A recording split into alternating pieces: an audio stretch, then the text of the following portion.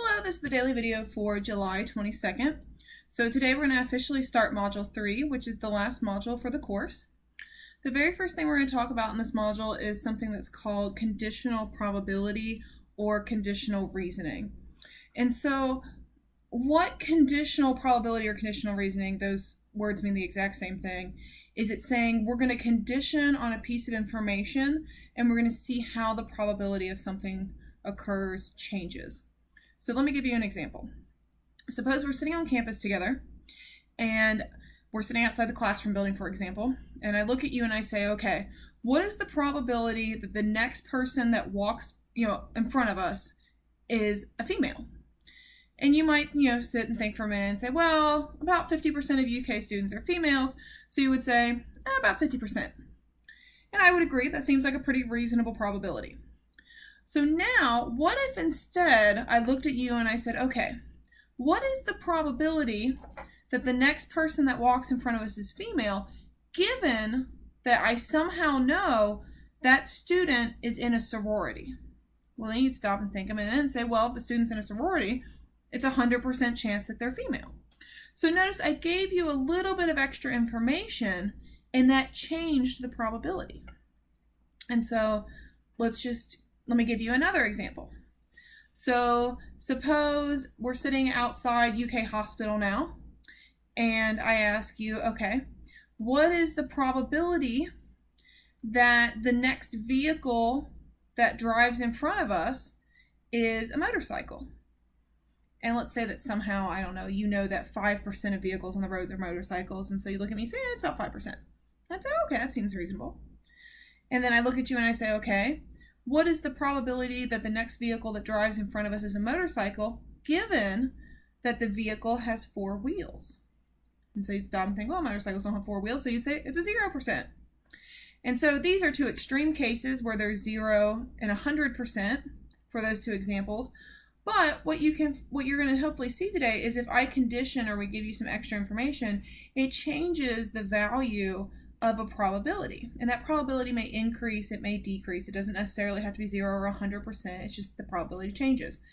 So the first set of notes you're going to see today is you're going to start out by looking at some tables. So this is going to be very similar to what you did in Module 1, where you looked at tables and you looked at rates and percentages. It's basically going to be the same thing. Instead of now of me just asking for a general probability or a general chance, we're going to do what's called conditional. I'm going to give you extra information. And when you're given extra information, that changes how you do the calculation slightly. And so those videos are going to give you lots of examples where you look at that. After you do that, there are going to be 2 exercises from the workbook. Now you're going to notice that on Canvas, I have beyond the numbers 3.9 listed before beyond the numbers 3.8. Do beyond the numbers 3.9 first. It is the easier of the two, even though it comes later. So I would do beyond the numbers 3.9 first, and then I would do beyond the numbers 3.8. Now, beyond the numbers 3.8 is going to be a little bit tricky, and so that's why I want you to do 3.9 first. And the only thing that makes beyond the numbers 3.8 a little bit tricky is the wording. The questions are a little bit wordier. And the reason for this is this assignment is going to start looking at something that's called a field sobriety test. So I'll talk about that here in just a minute. And we're actually going to use this example for the next week. So make sure that you do understand this example and the language behind it. So just to kind of get you started here, let me talk just a little bit about a field sobriety test. So what a field sobriety test is that's the test where the police officer pulls you over, they suspect you may be drinking, so they ask you to get out of the car and perform some kind of test there on the side of the road to help them determine whether or not you've been drinking. And I mean, most of the time police officers give breathalyzers anymore, but I think we've all kind of seen a field sobriety test.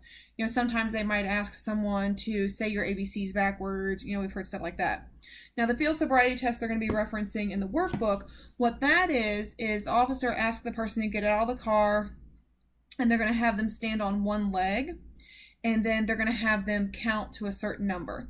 And every time the person hops or they sway or they fall, we consider that to be a mark against them. And so if you do that a whole bunch of times, then you're considered to be drunk. And so that's kind of the scenario. And you'll notice the worksheet talks just a little bit about the field sobriety test. And so what you're going to see there in the workbook, in that table, you're going to see some data for some people. And so the data is going to talk about whether or not the person had actually been drinking. And so in the table, that's going to be called the actual BAC. And so that's going to say whether or not their actual blood alcohol content was above or below the level. And then the other thing it's comparing is whether or not the field sobriety test was able to pick up on whether or not the person was drunk. And so when you go through this one, just go through it slowly with the language because it can get a little confusing. So as always, if you have any questions, please feel free to ask. Do take your time with this one. We're going to read a lot of tables in this module, so don't think, well, I can get past today and it'll be okay. Do take your time with this one. Make sure you understand the tables. We are going to, for the next week, just about every day, you're going to be reading, numbers from a table. So you want to go ahead, if you're uncomfortable with that now, go ahead and practice it and get comfortable with it. And I've got examples up there too. Make sure, if you're confused, make sure that you understand each step of the examples, and that'll help because once you have those down concretely, it'll help apply those concepts to the actual worksheet. So again, if you have questions, please feel free to ask. That's what I'm here for, and I will talk to you all later.